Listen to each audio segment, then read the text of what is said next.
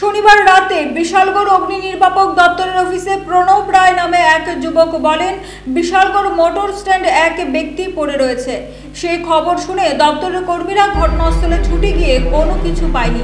পরবর্তী সময়ে প্রণব রায় দ্বিতীয়বার অগ্নি নির্বাপক দপ্তরের অফিসে ফোন করেন, বলেন বিশালগড় মোটর স্ট্যান্ডের রাস্তার পাশে পড়ে রয়েছে এক ব্যক্তি। খবর পেয়ে পুনরায় পরবর্তী সময়ে দপ্তরের কর্মীরা দ্বিতীয়বার গিয়ে কোনো কিছু পায়নি।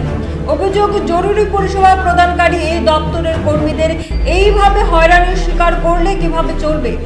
এখন দেখার বিষয় বিশালগড় অগ্নি নির্বাপক দপ্তরের আধিকারিক নারায়ণ চন্দ্র রায় উক্ত বিষয়ে কি ভূমিকা গ্রহণ করে, সেই দিকে তাকিয়ে রয়েছে বিশালগড়বাসী।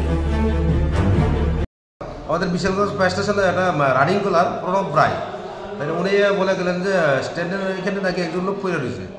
তো আমরা তোদের সঙ্গে সঙ্গে আমরা এখানে গেলাম, গিয়ে দেখলাম আমরা কিছু পাইছি না। তো নেক্সট টাইম আমরা ঘুরে আয়ে বসছি, আবার একজনে ফোন করছে যে এখানে একজন লোক আছে, আবার গেছে গিয়ে সেটা আবার ঘুরে এসে কিছু পাইছি না। মানে একই জায়গাতে মানে একই জায়গাতে আমরা দুইবার গেছেন? হ্যাঁ, দুইবার গেছি। কিচ্ছু পাইছেন না? কিছু পাওয়া গেছে না। কি মনে হয় এটা কি আমরা হয়রানি করতে মানে এরকম করছে নাকি? কি আমি বুঝতেছি না। প্রথমে একবার কল করছে, রানিং কলার আয়ে গেছে, দ্বিতীয়ত আবার ফোন আইছে, আবার গেছে যে কিছু পাইছি না, আবার ব্যাক করে বসছে।